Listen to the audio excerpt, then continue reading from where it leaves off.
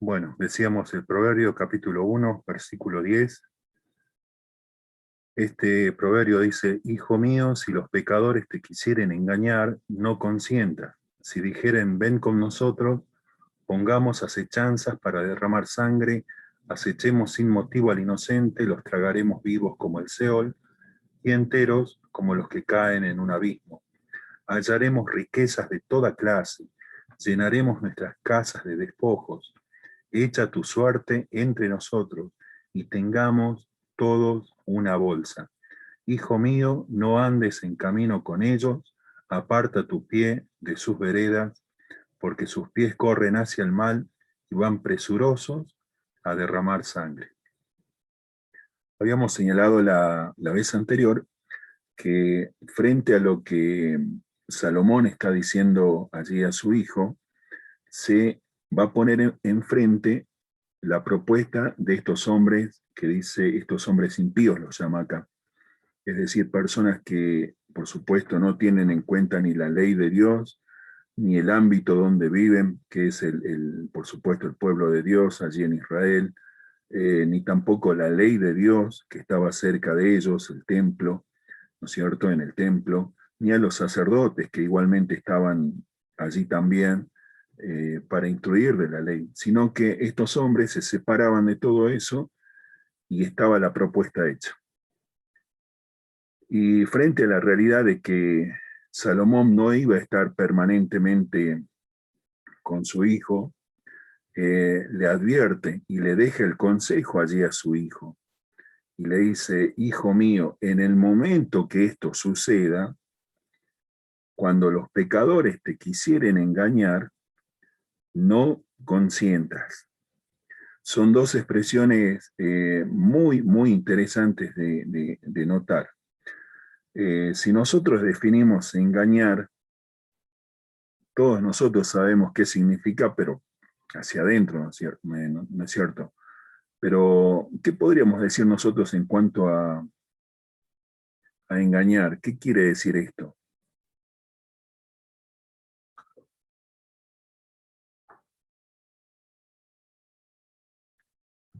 A ver.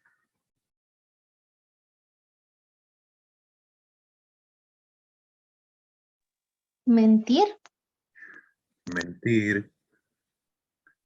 Pero engañar, si bien es cierto que tiene que ver con mentir, también nos habla y nos sugiere una manipulación, ¿no es cierto? Manipular algo. Si ustedes recuerdan que hemos visto en Génesis, ¿qué es lo que la serpiente manipula? Y manipular en un sentido negativo, ¿no es cierto? Manipular algo para que se vea o se escuche como yo quiero. ¿Qué es lo que manipuló la serpiente cuando hablaba con Eva?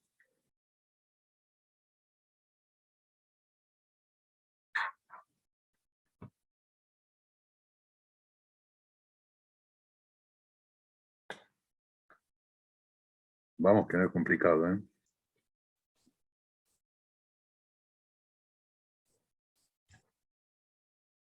¿Qué hizo la serpiente para eh, engañar a Eva?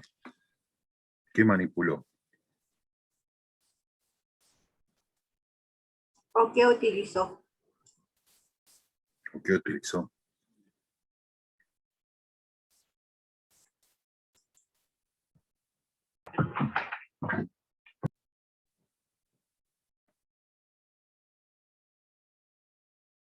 Vamos, May.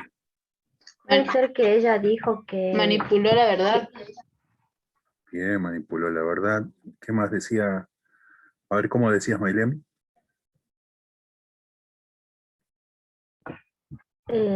que ella, digamos, como que usó en contra lo que Dios había, la orden que Dios había dado de que ellos no tenían que comer del árbol. Es como que ella les dijo que iban a ser igual que Dios, entonces como que engañó a Eva en ese sentido. Exacto, exacto. Fíjense que la serpiente manipula la palabra de Dios. No quiere decir que la palabra de Dios pierde efecto, pierde poder, manipular es un acto, digamos, propio de un ser malvado que con una actitud propia de su naturaleza va a deformar, ¿no es cierto?, a su conveniencia lo que en ese caso, en este caso, en el caso de Adán y Eva, lo que Dios le había dicho. La serpiente, siendo Satanás mismo, eh, distorsiona lo que Dios dijo. ¿Cuándo distorsiona esto? Cuando dice, no, no moriréis. Dios había dicho, el día que comieres de este fruto, ciertamente moriréis. ¿Y qué hace la serpiente? Contradice y dice, no, no van a morir, sino que Dios sabe que el día que ustedes coman de este fruto, van a saber y sus ojos se van a abrir y van a ser como dioses, ¿no es cierto? Entonces allí hay una manipulación en cuanto a la interpretación, que se hace de la palabra. Y esto, chicos, es interesante notarlo, porque cuando Salomón le dice, si los pecadores te quisieren engañar, no está diciendo, fíjense que acá por supuesto Salomón es directo y le dice, lo que ellos persiguen es esto, es abusar del débil, es hacerse ricos despreciando el trabajo a través del crimen. Salomón está siendo directo. Sin embargo, los pecadores no iban a ser así de directos, sino que iban a engañarlo. ¿A través de qué? De que seguramente iban a poner ellos por delante muchos argumentos que parecen lógicos. E iban a decir justamente, por ejemplo, si dijeren, versículo 11, ven con nosotros, pongamos acechanzas para derramar sangre. Ellos directamente no iban a decir eso, sino que a lo mejor como la serpiente iban a adornar sus objetivos con otras palabras, mucho más elegantes, mucho más suaves para recibirlas, y de esa manera iban a decir a lo mejor, veamos qué oportunidad tenemos justamente para, para encontrar nuestra diversión o para encontrar riquezas, ¿no es cierto? Entonces iban a utilizar justamente esa manipulación en la interpretación que iban a hacer. Y fíjense que son personas que tienen acceso al hijo de Salomón, es decir, pueden ser pares, chicos de la misma edad, eh, chicos del mismo ámbito. Ustedes saben que en el palacio vivían jóvenes de distintas familias, entonces podían ser tranquilamente desde ahí, o podían ser, ¿no es cierto?, personas en general. Y esto nos hace y nos trae a nosotros una enseñanza muy importante. Miren, en el hebreo, engañar viene de la palabra patá, así como suena, medio graciosito. Esta palabra en hebreo significa abrir, hacer espacioso, por lo general y figurativamente en un sentido mental o moral. Y esto es interesante notarlo, porque dice abrir, hacer espacioso. Es decir, dice, si los pecadores vinieren y te quisieran abrir, o quisieran encontrar, ¿no es cierto?, un lugar, ¿no es cierto?, o que le hagas un lugar en tus pensamientos, en tus consideraciones, y a través de eso engañarte, no consientas, dice Salomón. Y fíjense que aquí la definición habla de hacer espacio, de brindar un buen espacio. Entonces, nosotros recordamos por ahí, en algún momento hemos tenido que dar lugar, ¿no es cierto?, para que alguien pase o para que alguien se termine de acomodar en alguna foto, a lo mejor para que todos estemos juntos, hemos tenido que hacernos más, ¿no es cierto?, más, iba a decir más flaquitos, pero es difícil en algunos casos, ¿no es cierto?, y a lo mejor nos hemos corrido un poquito y de manera que todos entren. Bueno, esto es lo opuesto. Esto es más bien hacer un espacio grande para que otro venga y ocupe ese lugar. Ahora, hasta aquí ya está Salomón hablando a su hijo y justamente dice, no descuides lo que te estoy enseñando, no deseches tampoco la enseñanza de tu madre. Tanto tu madre y yo lo decimos para tu bien. Ahora, lo confronta con lo que los pecadores le van a decir. Y dice, si ellos vienen con propuestas y seducción, dice, no consientas.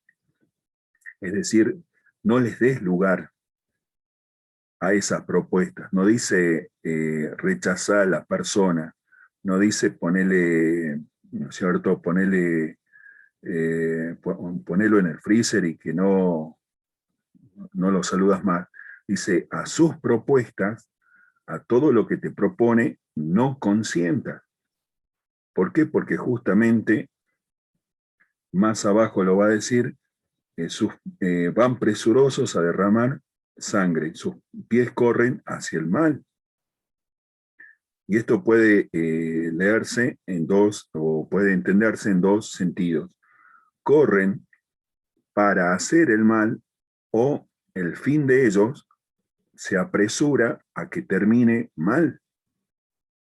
Entonces, en ambos casos, es malo el camino que proponen. Por lo tanto, Salomón dice, si ellos quieren encontrar un lugar, y noten allí que la definición dice, figurativamente en un sentido mental o moral, si ellos quieren encontrar lugar en tu mente y atraparte por algo que te puede causar interés, en el caso de Eva, por ejemplo, cuando fue engañada, a ella le causó bastante interés el hecho de querer saber como Dios, ¿no es cierto? Y tener la capacidad de conocer como Dios. Es decir, ella seguramente tenía por un tiempo, porque seguramente no iba a ser siempre así, por un tiempo una limitación en cuanto a lo que Dios estaba disponiendo. Pero esto no iba a ser siempre así. Seguramente si la comunión persistía, la comunión iba a permitir que justamente haya un conocimiento de Dios. El Señor Jesucristo lo dice muy clarito allí en Juan 17, y esta es la vida eterna, que te conozcan a ti, el único Dios verdadero, y a Jesucristo a quien has enviado. Es decir, que te conozcan. ¿Para qué estamos nosotros los cristianos, los hijos de Dios, sino es para conocer al Padre y por supuesto conocerlo a través de la persona del Señor Jesucristo? Ahora, en el caso de Eva, Eva quiso tomar un camino particular, personal, paralelo a lo que Dios estableció, de acuerdo a lo que la serpiente le decía. La serpiente manipuló bien su mente y la tomó por el lado del interés que ella tenía, que era conocer como Dios conoce, ¿no es cierto? Eh, Ahora, lo que está advirtiendo Salomón acá a su hijo es idéntico. Él está diciendo, si ellos quieren, ¿no es cierto?, seducirte, quieren engañarte, quieren manipular tu mente, y te van a hacer varias propuestas para ver en cuál de esas propuestas encaja tu deseo o encaja justamente tu debilidad. Y comienza a hablar del hecho de ser fuertes, ¿no es cierto? Y de abusar del débil, comienza a hablar de enriquecerse, comienza a hablar de compañerismo, y esto es algo que justamente el mundo hoy por hoy está utilizando. Fíjense que el hecho de hablar de poder, ¿quién no quiere tener poder? Por supuesto, hablando de la gente del mundo, ¿cierto? La persona, ¿quién no quiere estar relacionado hoy por hoy con un político? porque eso le da, ¿no es cierto?, una fantasía o una ilusión de poder, ¿no es cierto?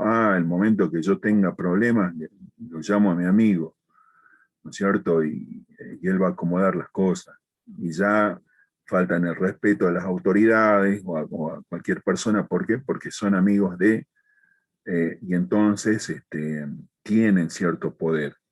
Es por eso que acá Salomón está diciendo, si vienen los pecadores y te seducen con la posibilidad de encontrar poder, de hallar poder para tu vida, o de hallar riqueza sin tener que esforzarte, ¿cierto? Qué interesante que es eso, porque también el mundo lo maneja. Fíjense que y si ustedes preguntan a cualquiera de los hermanos que, ¿no es cierto?, trabajamos o qué sé yo, en cualquier ámbito, ya sea público, sea privado, eh, hay personas todavía que tristemente eligen ese camino de decir, bueno, voy a trabajar lo menos posible eh,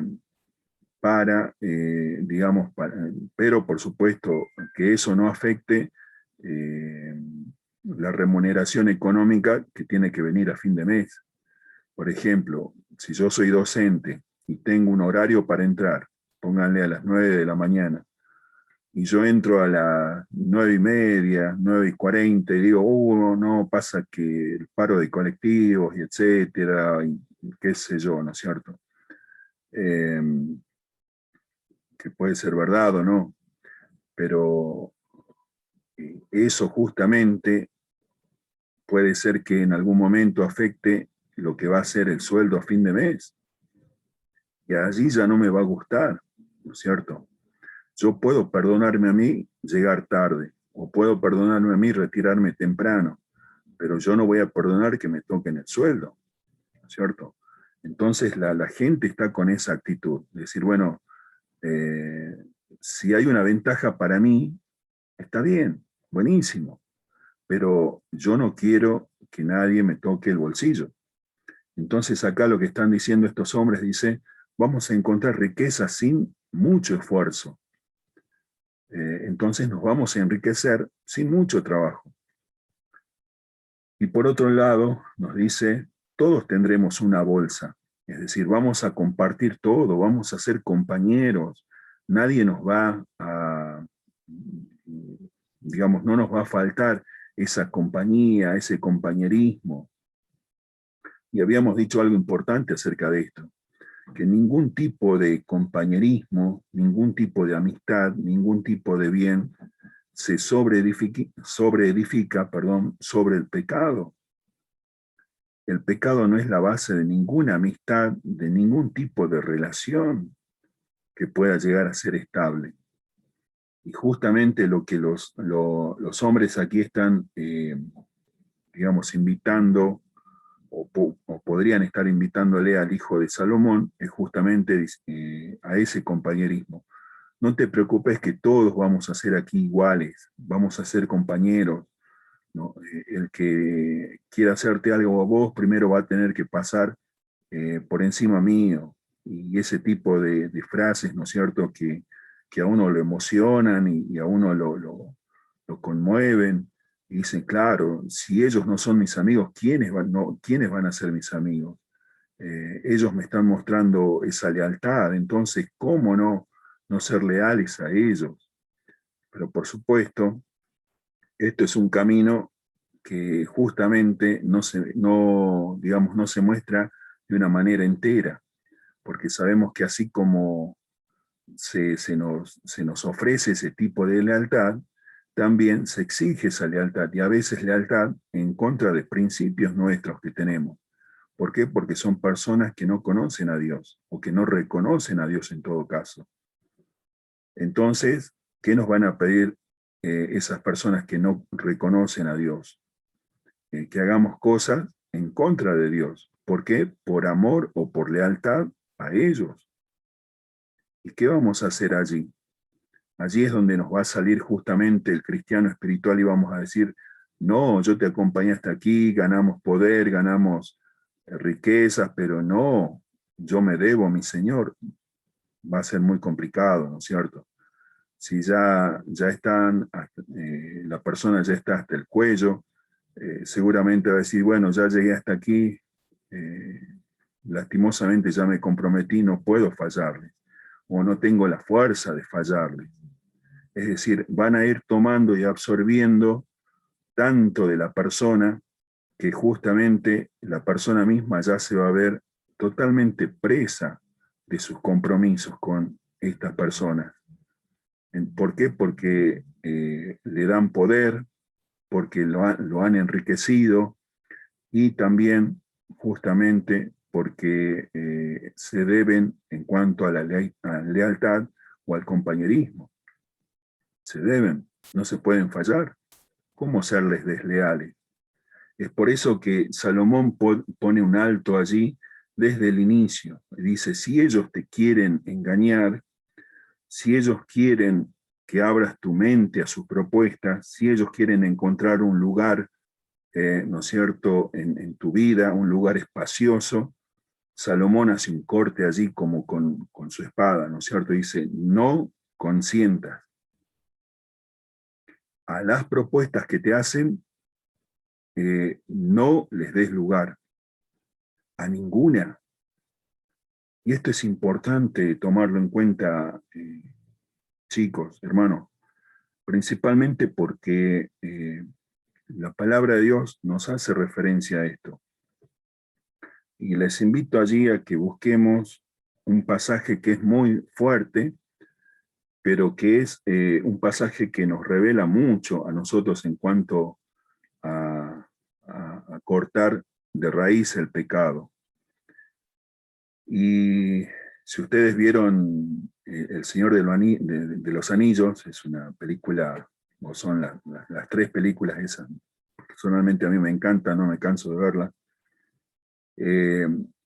La palabra de Dios nos ofrece historias muchísimo más apasionantes y encima históricas, reales. Les invito a buscar allí en segundo libro de los Reyes, segundo libro de los Reyes,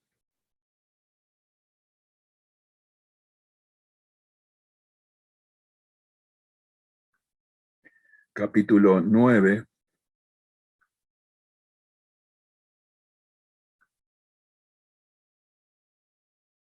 segundo libro de los Reyes, capítulo 9,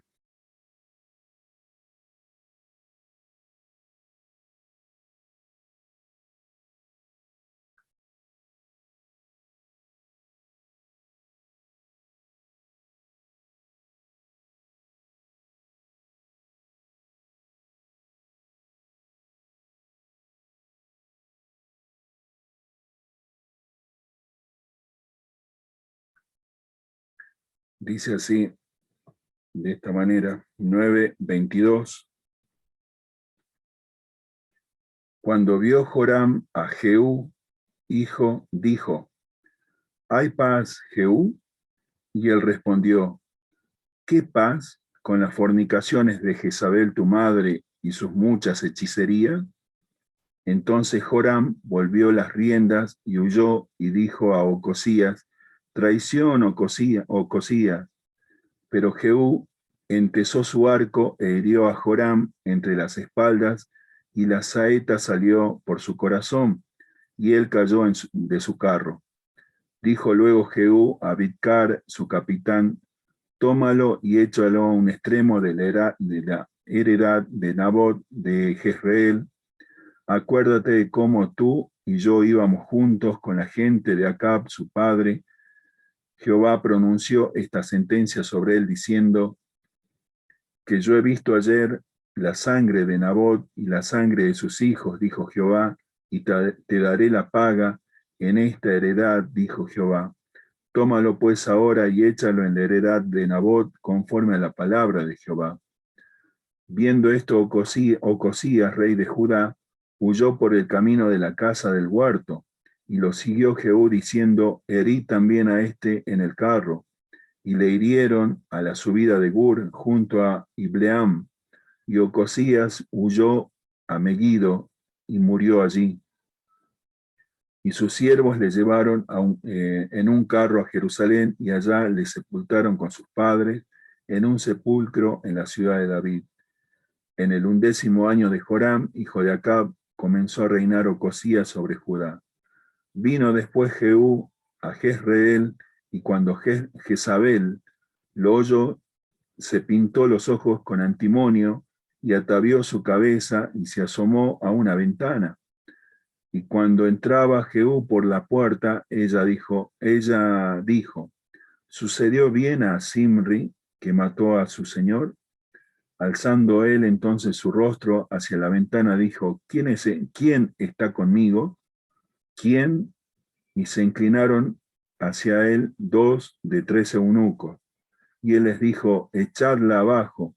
Y ellos la echaron, y parte de su sangre salpicó en la pared y en los caballos, y él la atropelló.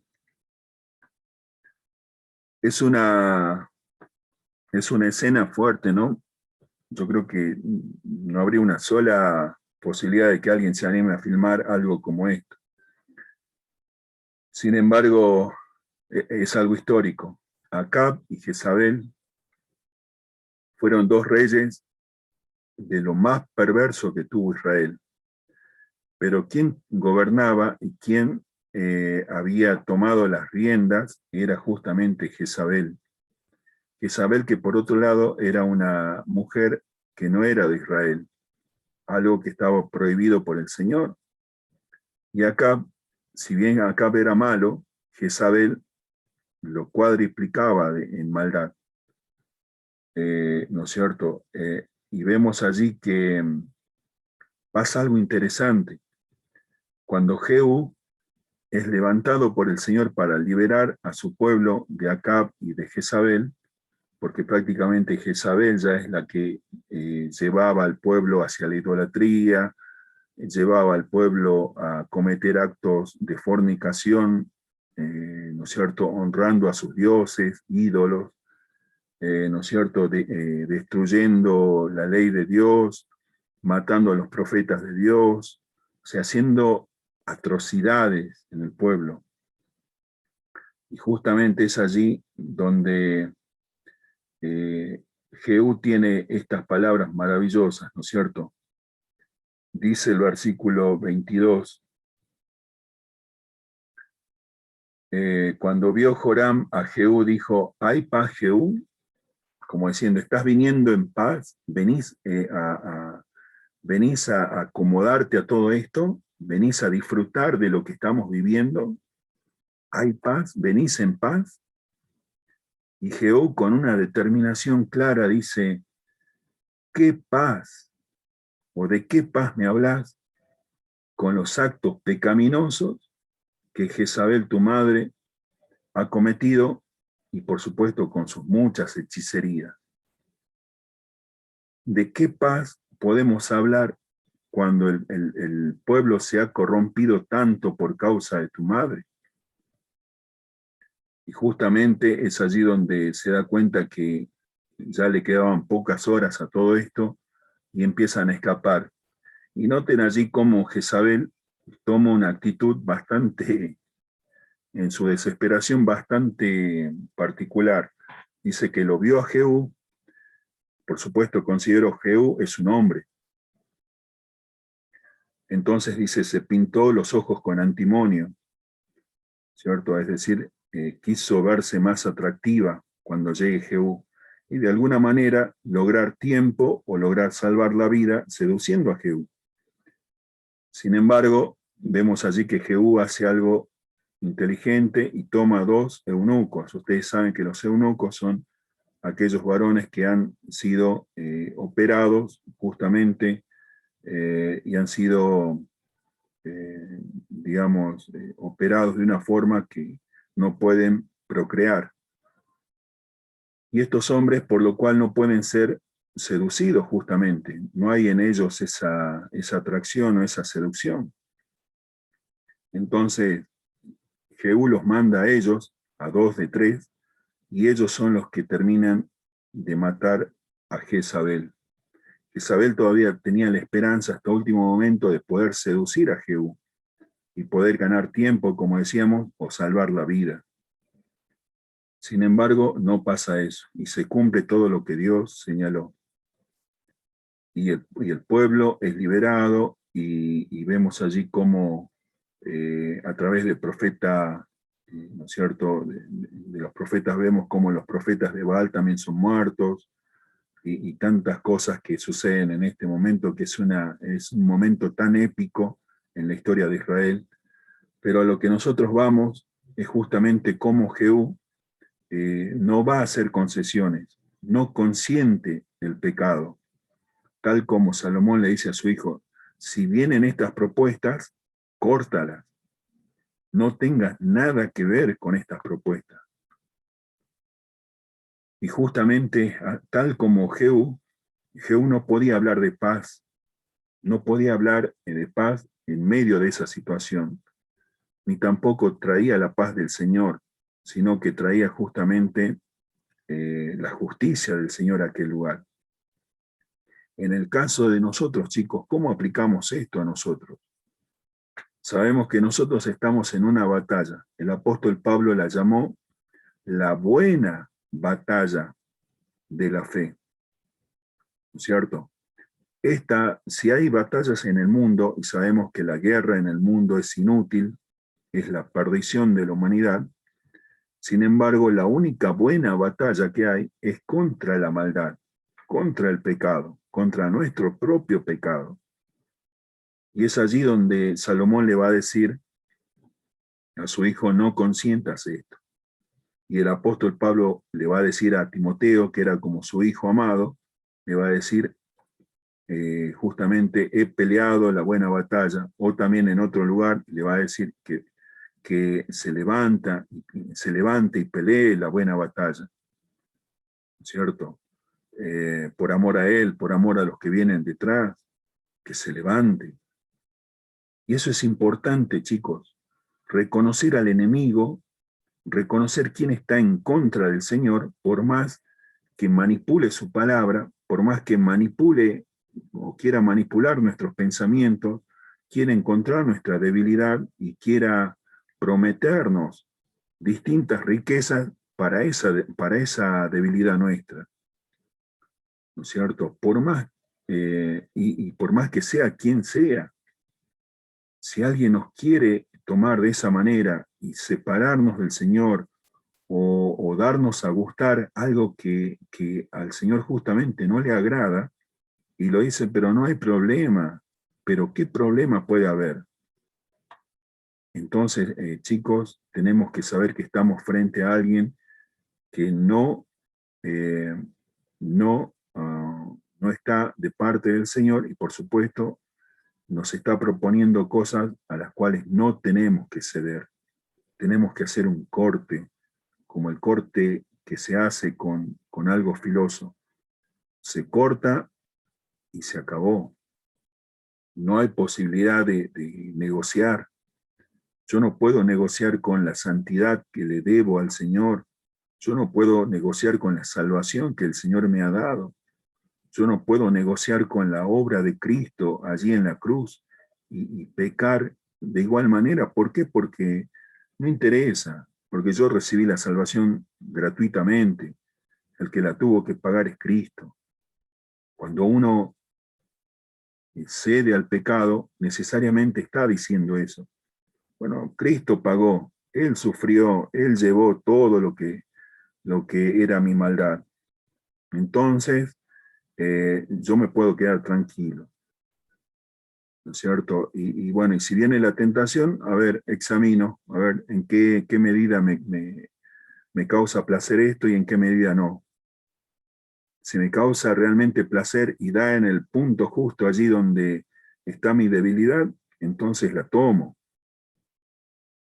Pero si no, no, entonces no. Y nosotros no podemos ni debemos hacer ese tipo de concesión. En todo momento tenemos que estar dispuestos a reconocer al enemigo y a reconocer las propuestas del enemigo como contrarias a Dios.